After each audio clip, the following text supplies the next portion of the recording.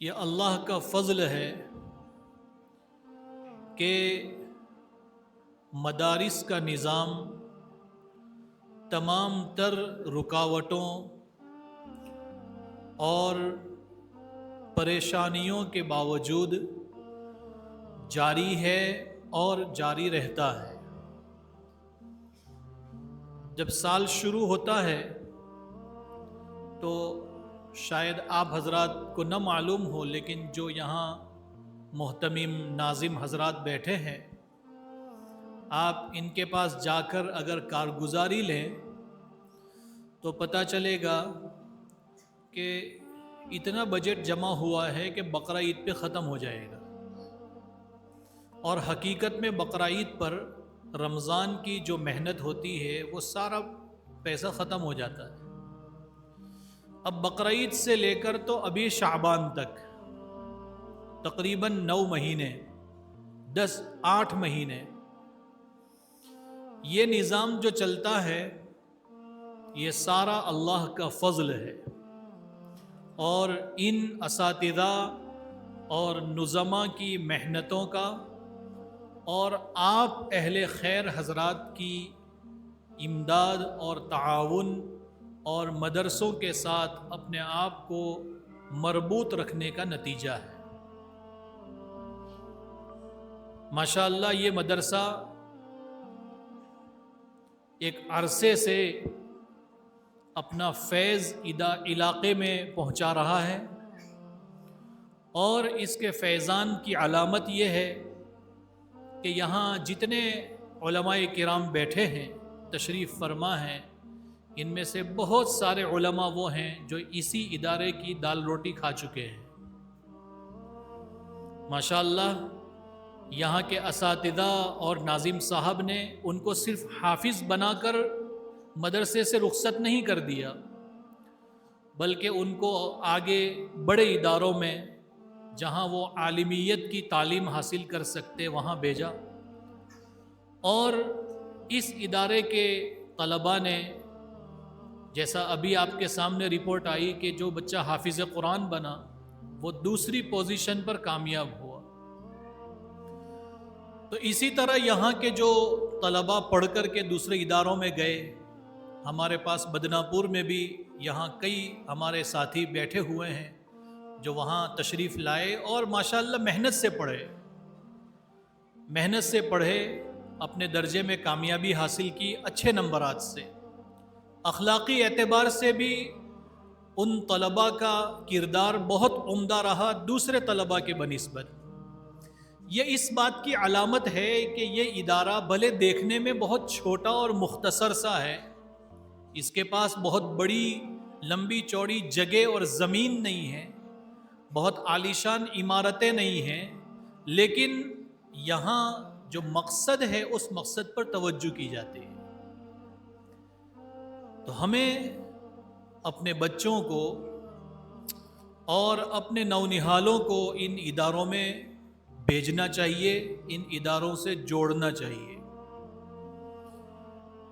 قرآن کریم کی 2 آیتیں اور پیارے رسول صلی اللہ علیہ وسلم کی ایک حدیث میں نے آپ کے سامنے پڑھی، اس میں 2 چیزوں کی تعلیم دی گئی ہے۔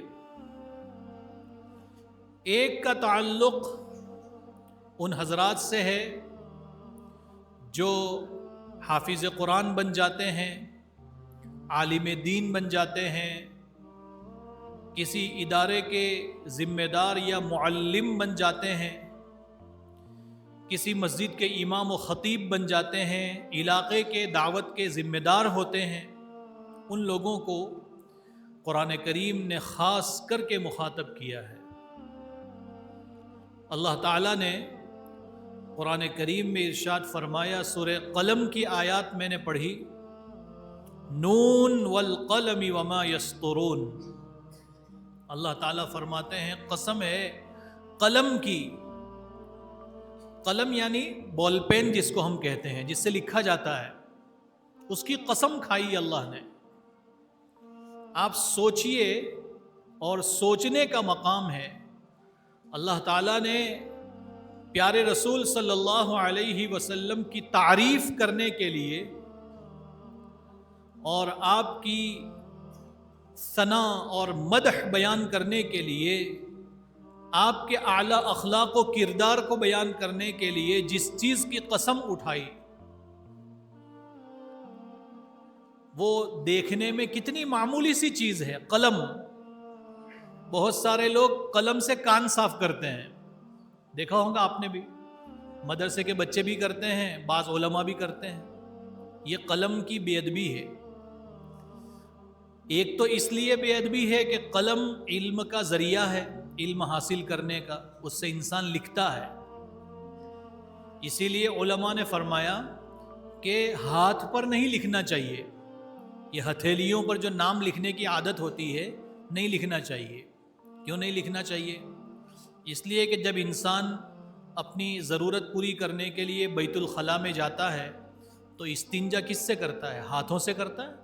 سیدھے ہاتھ سے لوٹا پکڑتا ہے، الٹے ہاتھ سے استنجا کرتا ہے۔ اب آپ نے اس کے اوپر لکھ رکھا ہے محمد، آپ نے لکھ رکھا ہے عبداللہ، آپ نے لکھ رکھا ہے عائشہ، زینب، صحابہ صحابیات کے نام، نبیوں کے نام، اللہ کا نام، اور اسی سے آپ ناپاکی صاف کر رہے ہیں۔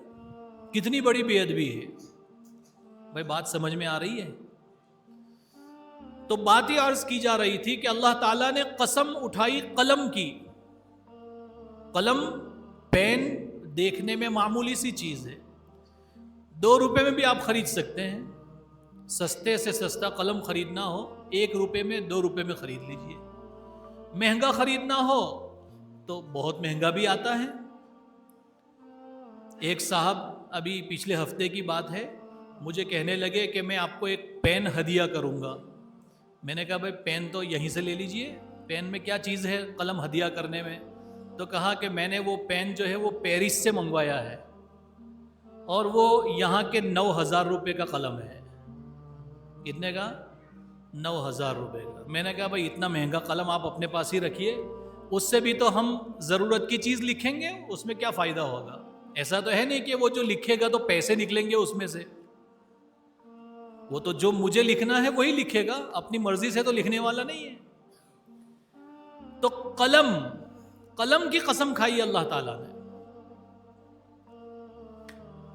اس سے قلم کی علم کو حاصل کرنے کا جو بہت بنیادی ذریعہ ہے اس کی اہمیت معلوم ہوتی ہے کہ علم جہاں بہت اونچی اور بہت بڑی اور محترم چیز ہے، وہیں پر اللہ کی نظر میں قلم بھی بہت عظیم چیز ہے۔ والقلم، اللہ تعالیٰ نے تقدیریں کس سے لکھوائی؟ قلم کے ذریعے لکھوائی۔ جو علماء کرام حدیث پڑھتے ہیں، یہاں تشریف فرما ہیں، وہ جانتے ہیں اللہ تعالیٰ نے قلم کو حکم دیا۔ ایک مخصوص قلم ہے جس نے انسان کی تقدیریں لکھی ہے، تو اسی قلم نے ما کان ما یکون، جو کچھ ہونے والا تھا اس کائنات میں، اللہ کے علم میں جتنی باتیں تھیں، اللہ تعالیٰ نے وہ ساری باتیں اس قلم کو ودیت کر دی، اس نے لکھ ڈالی۔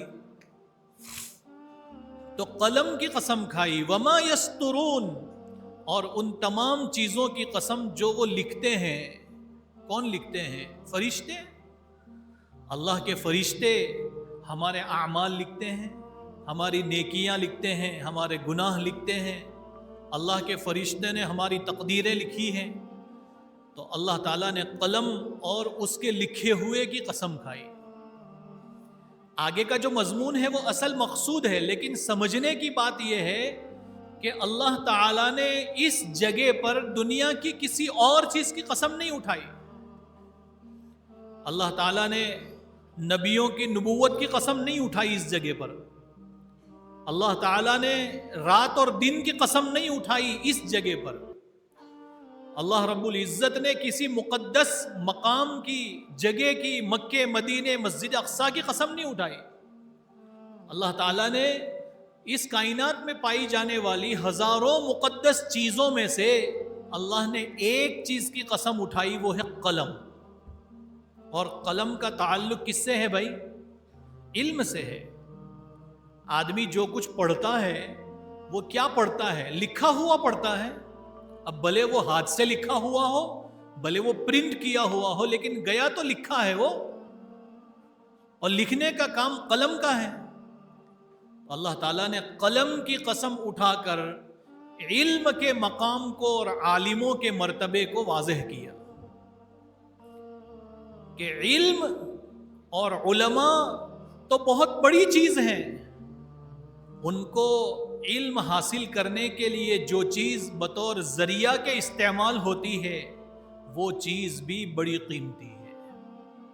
اللہ فرماتے ہیں والقلم وما یسطرون ما انت بنعمت ربک بمجنون، اے میرے پیغمبر، اے محمد صلی اللہ علیہ وسلم، آپ اپنے رب کے فضل سے پاگل نہیں ہیں۔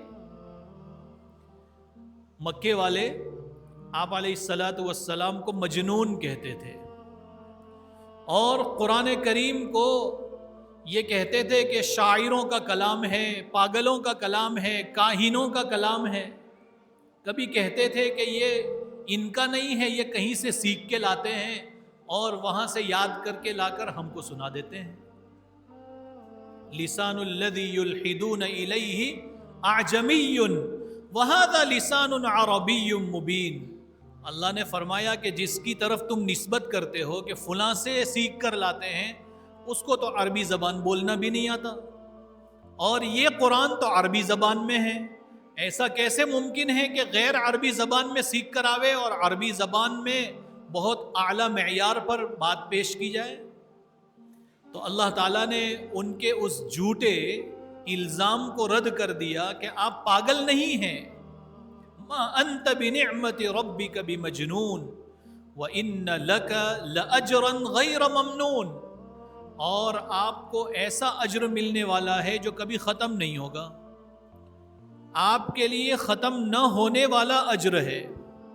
آگے فرمایا وَإِنَّكَ لَعَلَى خُلُقٍ عَظِيمٍ، اور آپ بڑے عظیم اخلاق والے ہیں، آپ بہت عظیم اخلاق پر سوار ہیں، علا فرمایا۔ یہ آیت کریمہ ہم سب کے لیے جو اپنے آپ کو نبیوں کا وارث، نبیوں کا نائب کہتے ہیں اور نبیوں کا وارث کہے جانے کو اپنے لیے فخر سمجھتے ہیں، طلباء کے لیے، علماء کے لیے، حفاظ کے لیے، امام صاحب اور معلم کے لیے، دعوت کے ذمہ دار ساتھیوں کے لیے، سب کے لیے یہ آیت کریمہ یہ دعوت دیتی ہے اس بات کی کہ تم سب کو وہ اخلاق اپنانے پڑیں گے جو اخلاق پیارے رسول صلی اللہ علیہ وسلم کے تھے۔ اخلاق کی درستگی یہ وقت کا سب سے اہم تقاضا ہے۔ میری اس بات کے مخاطب سبھی لوگ ہیں، لیکن خاص طور پر طلباء اور حفاظ اور علماء، اخلاق درست کرنا یہ سب سے بڑی ذمہ داری ہے۔ ایک انسان بہترین حافظ قرآن بن گیا، بہترین، اور اتنا بہترین کہ کل ہند مسابقے میں پہلے نمبر پر کامیاب ہو گیا، لیکن مان لیجئے اگر اس کے اخلاق ٹھیک نہیں ہیں، اس کے اخلاق بنے ہوئے نہیں ہیں، اس کے اندر بہت سے بری عادتیں ہیں، اس کی زبان جھوٹی ہے، اس کی نگاہیں آوارہ ہیں، اس کو بولنے کا سلیقہ نہیں ہے، نمازوں کی پابندی نہیں ہے، بڑوں چھوٹوں کی تمیز نہیں ہے، تو آپ بتائیے اتنی بڑی نعمت کے مل جانے کے بعد بھی کیا وہ انسان لوگوں کی نظر میں اچھا بن سکتا ہے؟ بولو، ارے بولو بھائی، نہیں بن سکتا۔ جب لوگوں کی نظر میں وہ نہیں اچھا بن سکتا اخلاق ٹھیک نہ ہونے کی وجہ سے، تو اللہ کی نظر میں کیسے بن پائے گا؟ کیا صرف یہ کہہ دینا کافی ہوگا کہ میں تو حافظ بن گیا تو میں جنتی ہوں؟ نہیں، صرف حفظ قرآن یہ جنتی ہونے کے لیے کافی نہیں ہے۔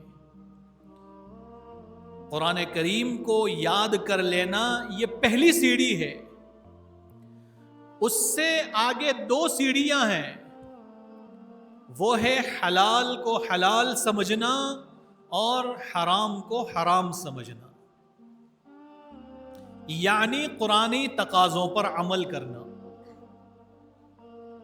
اللہ کے رسول صلی اللہ علیہ وسلم نے ارشاد فرمایا من حفظ القرآن فاستظہرہ فأحل حلالہ وحرم حرامہ ادخلہ اللہ الجنہ. جو آدمی قرآن یاد کر لے، یہ تو ایک چیز ہوئی، آگے 3 باتیں بیان فرمائی. فاستظہرہ ای فعمل بہ، اس پر عمل کرے. قرآن یاد کر لیا، اب عالم بنے نہیں ہے، حافظ بن کے چھوڑ دیا. ظاہر سی بات ہے کہ حافظ بن کے چھوڑ دیا تو قرآن کو سمجھا نہیں. جب قرآن کو سمجھا نہیں تو عمل کیسے ہوگا؟ بھائی قرآن نے کہا ہے قل للمؤمنین یغضوا من ابصارہم، ایمان والوں سے کہو کہ نگاہیں نیچی رکھے.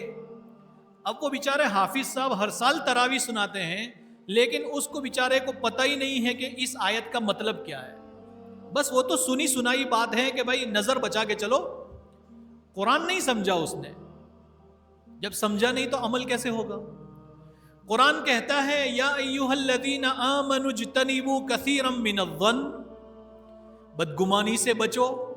قرآن کہتا ہے ولا تجسسوا، کسی کی ٹوہ میں نہ لگو، کسی کے عیب تلاش نہ کرو. قرآن کہتا ہے لا یغتب بعضکم بعضا، غیبت نہ کرو.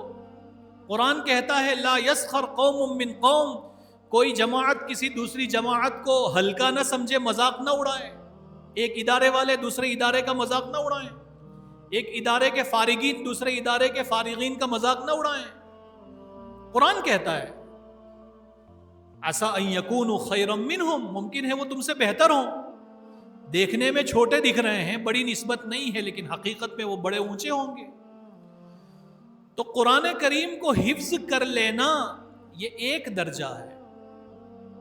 اس سے بڑا درجہ یہ ہے کہ آدمی قرآن پر عمل کرے.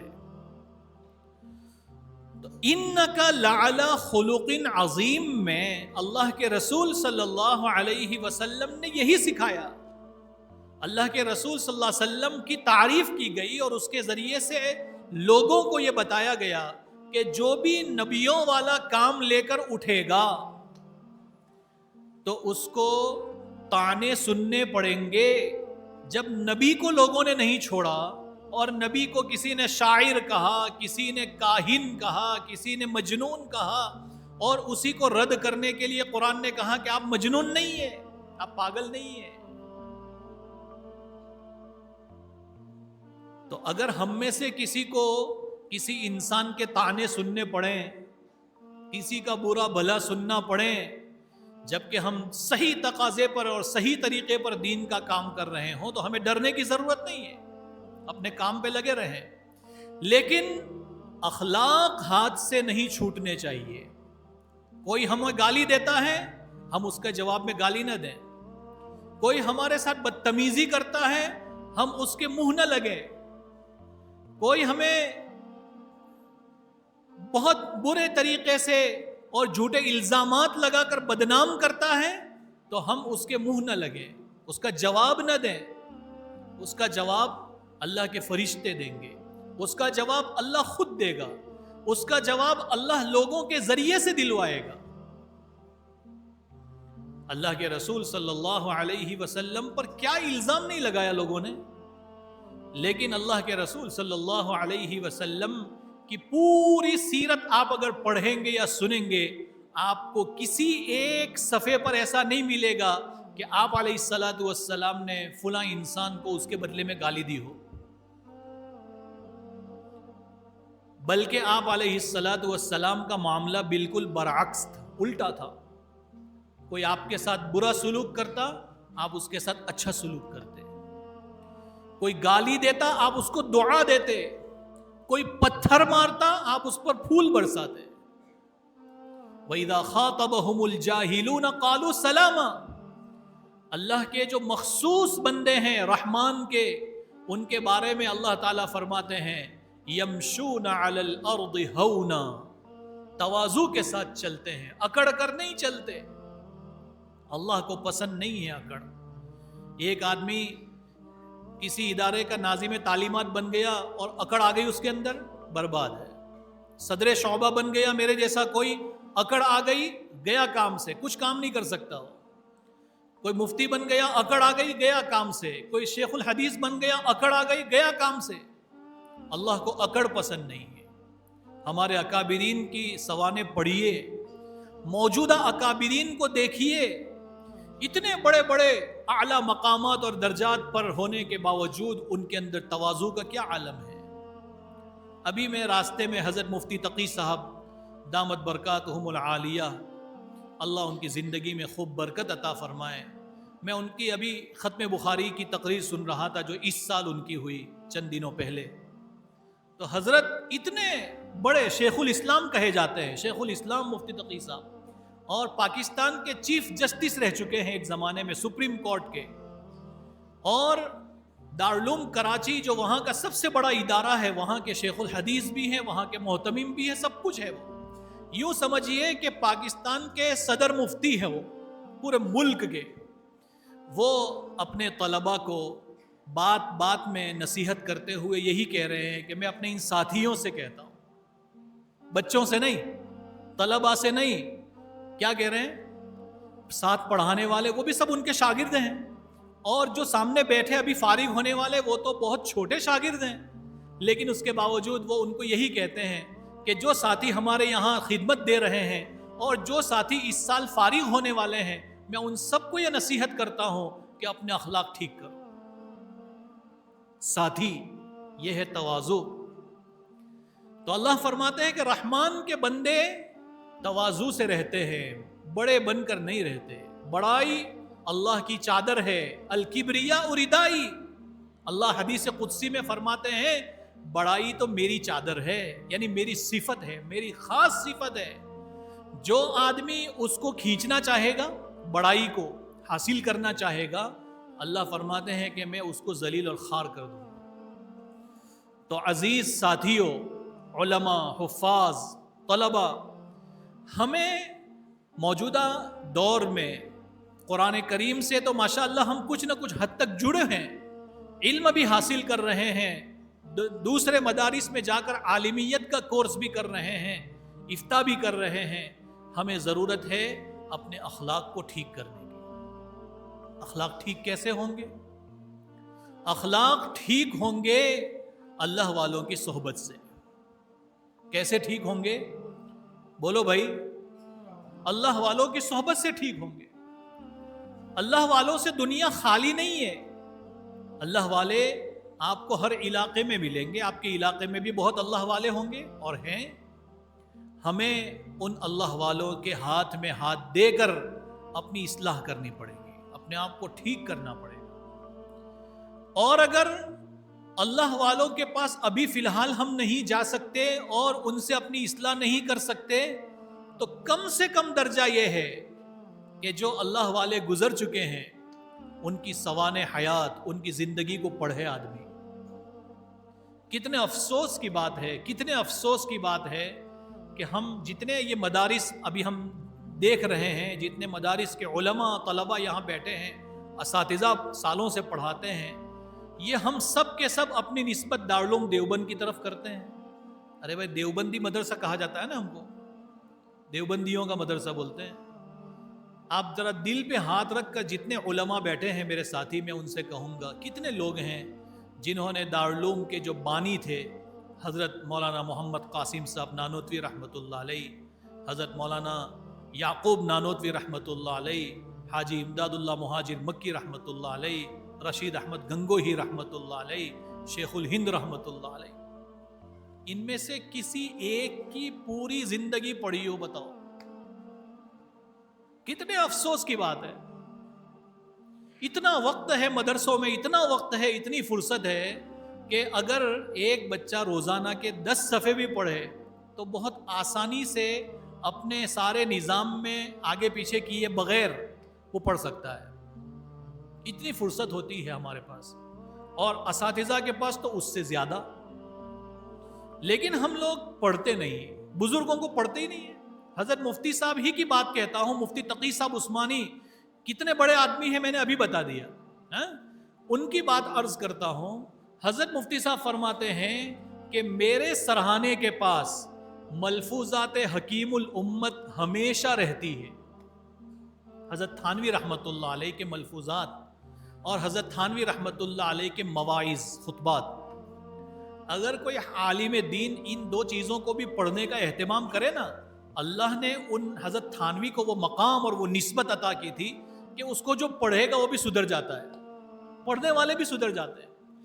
نفس انسان کو کون کون سے راستے سے دھوکہ دیتا ہے، شیطان کہاں کہاں سے انسان کو بہکاتا ہے، حضرت کی باتوں میں ایسی باتیں آتی ہے کہ ہر راستہ بند ہو جاتا ہے.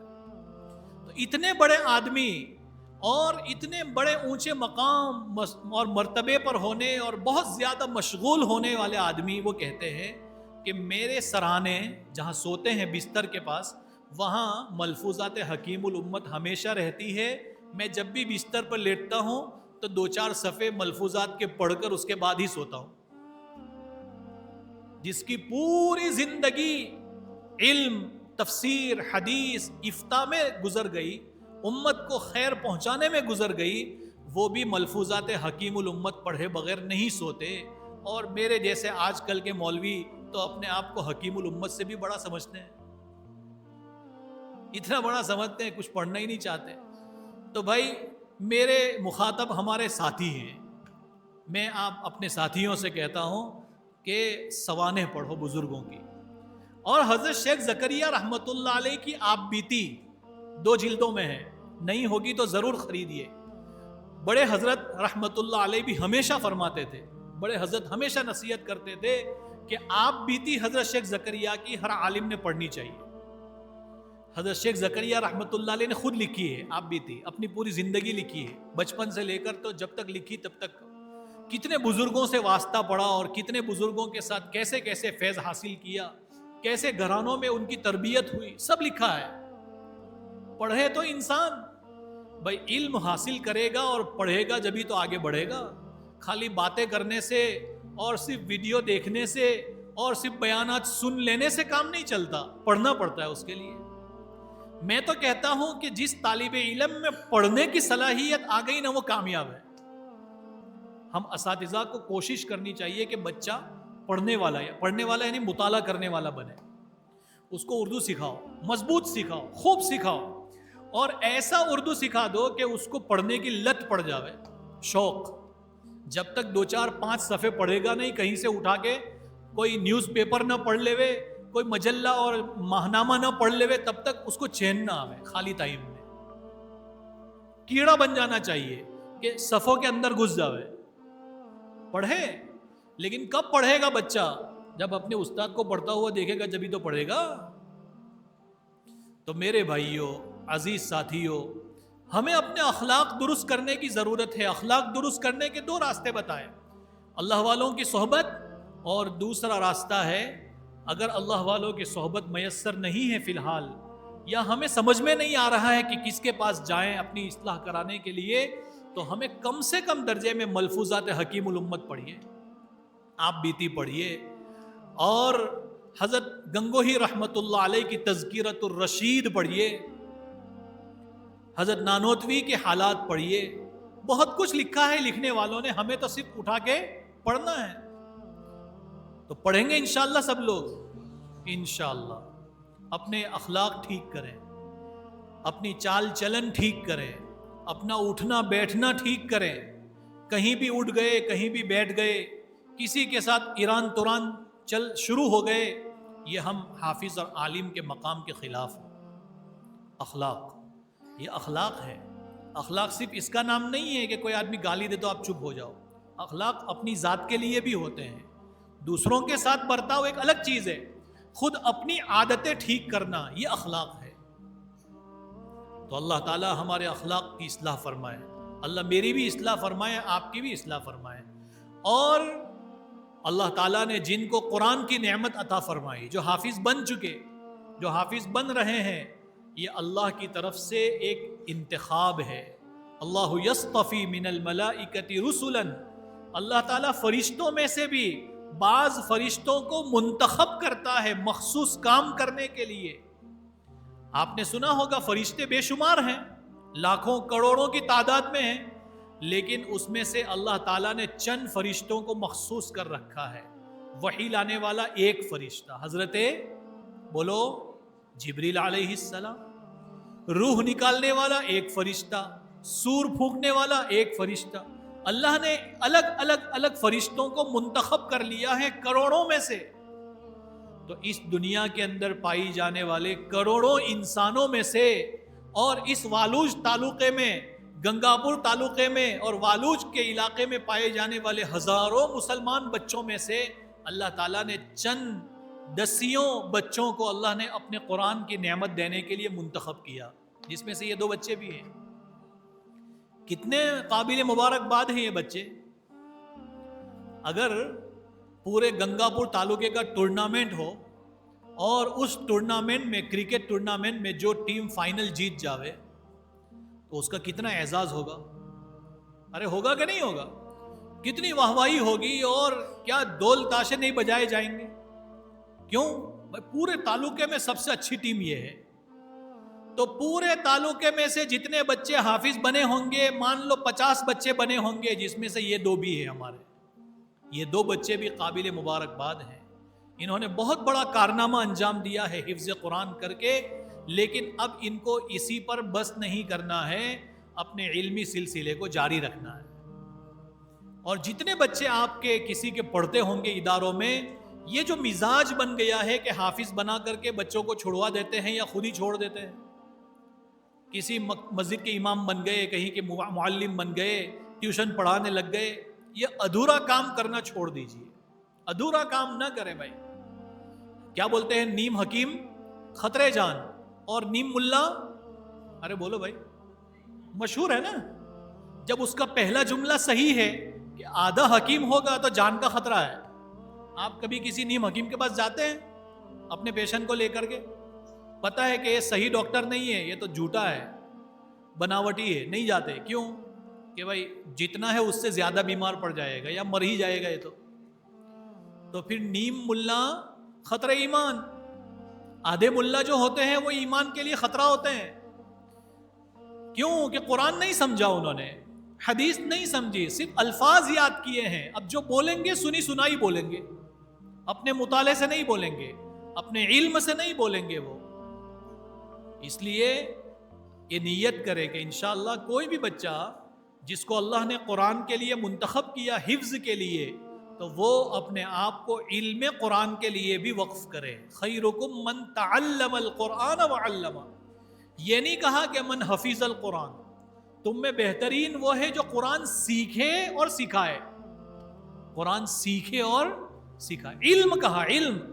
اگر یہ کہہ دیتے قرأ پڑھے اور اقرأ پڑھاوے تو آپ یہ کہہ سکتے تھے کہ خالی الفاظ یاد کر لینا بھی کافی ہے اور الفاظ پڑھا دینا بھی کافی ہے. بہت بڑی نعمت ہے، اس سے انکار نہیں ہے، لیکن یہ کافی نہیں ہے. کافی تب ہوگا جب انسان قرآن کو سمجھنے کی فکر کرے گا. اللہ رب العزت آج کی اس مجلس کو بے انتہا قبول فرمائے.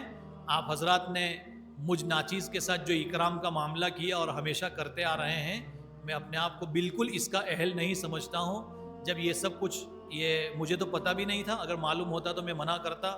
یہ سب کچھ جو کیا جاتا ہے، یہ اعزاز و اعزاز، تو مجھے بہت جو ہے اندر سے ایک قبض کی کیفیت محسوس ہوتی ہے کہ یار یہ کیا چیز ہے، یعنی بالکل ہمارے مزاج کے خلاف ہے. میں ناظم صاحب سے کہوں گا اور مولوی ذاکر سے خاص طور پر کہ آئندہ اسی وقت آؤں گا جب کہ یہ سب چیزیں نہ ہوں.